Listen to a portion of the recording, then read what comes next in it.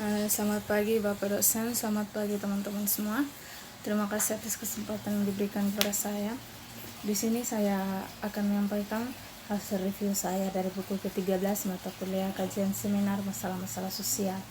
Sebelumnya perkenalkan, nama lengkap saya Yuninto Saranisi Umburai, saya dari Sosiologi kelas B reguler sore semester 7. Di sini saya akan membahas tentang pasca kebenaran. Pada saat kebohongan universal mengatakan kebenaran akan menjadi tindakan revolusioner, fenomena pasca kebenaran meroket ke publik. Di ketegangan pada November 2016 ketika rumus Oxford menanamkannya kata tahun 2016, setelah melihat 2000% di lonjakan penggunaan selama 2015. Pilihan tampaknya obvious di antara pesaing lain dalam daftar itu. Menyeruti konteks politik teks pilihan tahun ini sebagai frasa yang mencakup semua pots kebenaran, seperti menangkap waktu, mengingat kebingungan fakta, mengabaikan standar bukti dengan alasan dan kebohongan langsung yang menandai pemungutan suara Brexit 2016 dan pemilihan presiden Amerika Serikat. Banyak yang terkejut. Salah satu penanganannya tampak merangkul kekacauan dengan mengatakan bahwa tidak ada hal seperti itu. Sayangnya lagi sebagai fakta. Setelah dilantik sebagai presiden pada 20 Januari 2017, Trump menawarkan serangkaian kesalahan baru, bahwa dia memiliki kewenangan elektoral terbesar sejak Reagan, bahwa kerumunan pada pelantikan merupakan yang terbesar dalam sejarah Amerika Serikat. Dengan sebagian besar kampanye bebas fakta atas Brexit masuk Inggris Raya, tempat ratusan bus mengiklankan statistik palsu bahwa Inggris mengirim 350 juta euro seminggu ke EU7 dan meningkatnya penggunaan disinformasi kampanye oleh politisi terhadap rakyatnya. Mungkin yang paling terkenal adalah Aristoteles yang berkata tentang apa yang bukan itu atau apa yang bukan adanya salah, sementara untuk mengatakan apa itu dan apa yang tidak benar secara alami para filsuf telah bertengkar selama berabad-abad. Apakah korespondensi semacam ini pandangan itu benar, di mana kita menilai kebenaran sebuah pernyataan hanya dengan seberapa cocok dengan kenyataan. Konsep terkemuka lainnya, themes of truth, koherensi pragmatis semantik, mencerminkan keragaman pendapat di kalangan filsuf tentang apa yang tepat tentang teori kebenaran, meskipun sebagai nilai tampaknya sedikit membantah bahwa kebenaran itu penting. Dan ada sikap lain yang lebih partisan yang bisa dilakukan memiliki kebenaran juga. Ketika Grigi mengklaim bagaimana caranya kami akan pembunuhan lebih penting dari FPBI statistik, orang curiga dia bersikap sinis. Dia adalah sejenis dari enabler atau post-truth, kebutaran politik yang berputar kebenaran yang paling menguntungkan bagi mereka mengetahui sepenuhnya baik. Kebanyakan orang adalah apa yang mereka lakukan tidak hanya omong kosong karena ada niat yang jelas untuk mempengaruhi orang lain, namun post-truth juga ada dibentuk yang lebih ganas, adalah meyakinkan ketidakbenaran bahwa hampir semua sumber yang dapat dipercaya akan membantah dalam tujuannya bentuk edge. Post-truth adalah ketika orang berpikir bahwa itu milik orang banyak. Pasca kebenaran dibayangin oleh apa yang terjadi selama beberapa dekade terakhir, pernah dihormati karena otoritas metodenya. Hasil ilmiah sekarang terbuka dipertanyakan oleh legiun, bukan ahlinya yang kebetulan setuju dengan mereka. Penting untuk menunjukkan ilmiah itu hasilnya seorang rutin diteliti oleh para ilmuwan itu sendiri. Tapi bukan itu yang kita bicarakan di sini. Jika seorang ilmuwan mengupakan teori yang diharapkan bahwa itu akan melalui langkah-langkah tinjauan sejawat, dia menggoda replikasi dan urutan empiris tertinggi pengecekan fakta yang dapat dilakukan oleh ilmiah seseorang teman sebaya. Namun ini adalah jenis klaim yang secara rutin disebarkan oleh mereka yang merasa keyakinan ideologisnya bertentangan dengan kesimpulan sains.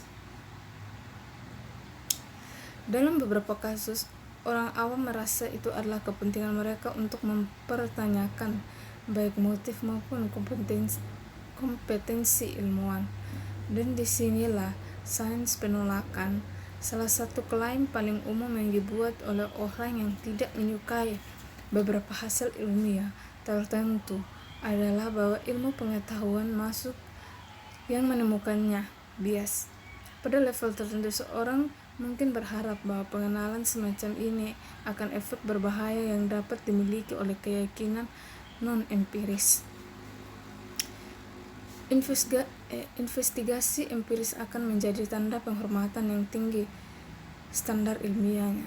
Namun sayangnya ini tidak biasa. Tujuannya di sini adalah upaya sinis untuk melemahkan gagasan itu, ilmu adil dan menimbulkan keraguan atau penyelidikan empiris apapun benar-benar bisa menjadi nilai netral.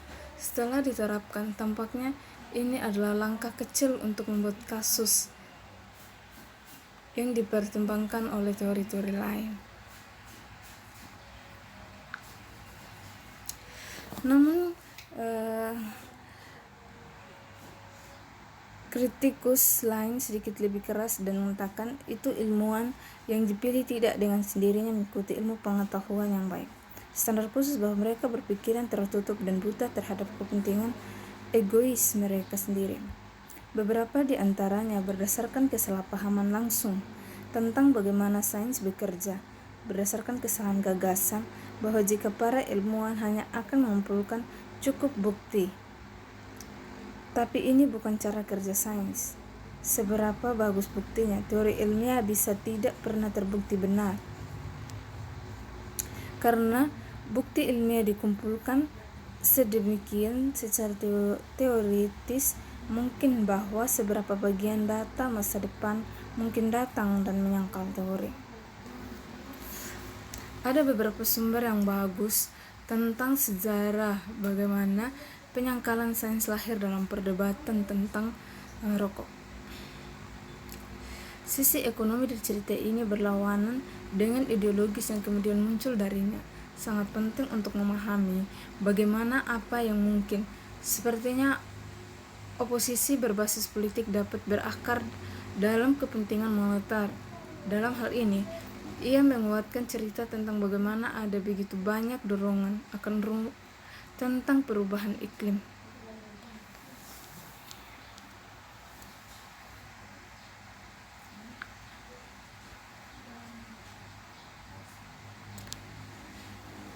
Dewan Informasi tentang Lingkungan yang tampaknya menandatangani untuk melakukan pemanasan global apa yang telah dilakukan.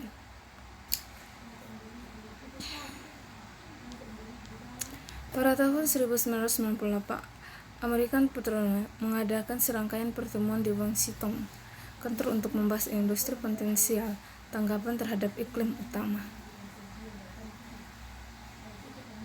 Salah satu akar terdalam dari post-truth juga telah ada karena telah terhubung ke otak kami. Sejarah evolusi manusia, bias kognitif, psikologi intinya selama beberapa dekade telah melakukan percobaan untuk menunjukkan bahwa kita tidak serasional yang kita pikirkan.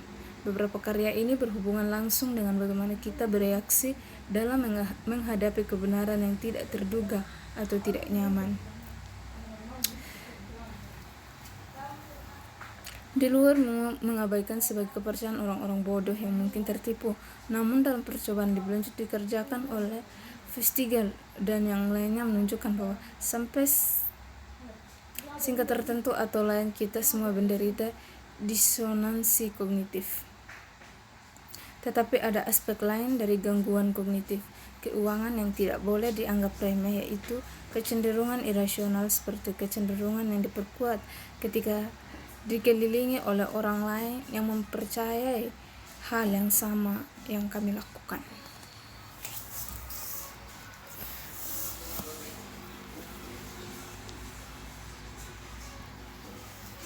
Penalaran termotivasi adalah gagasan bahwa apa yang kita harapkan menjadi benar, mungkin mewarnai persepsi kita tentang apa yang sebenarnya benar-benar terjadi menurut nalar, yaitu dalam konteks emosional. Demikian hasil review saya, selebihnya mohon dimaafkan. Sekian dan terima kasih. Tuhan Yesus memberkati kita semua. Shalom.